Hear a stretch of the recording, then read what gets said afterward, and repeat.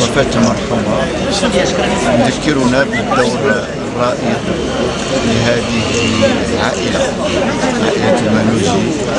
أولا قبل كل شيء في فترات الحركة الوطنية والمقاومة، حيث هي كذلك رافقت عمل زوجها في هذه الواجهة، ثم كذلك بطبيعة الحال عاشت بصبر كبير كل المعاناة التي عاشتها العائلة مع فقدان أحد أبنائها. فإذا حضورنا هنا من أجل تعزية العائلة، ولكن في نفس الوقت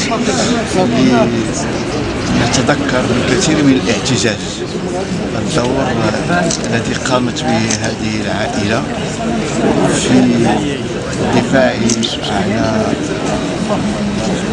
البلاد في مواجهة المستعمر، وكذلك الدور الذي قامت به في إطار الحركة الاتحادية في الدفاع عن قيم الديمقراطية والتطور.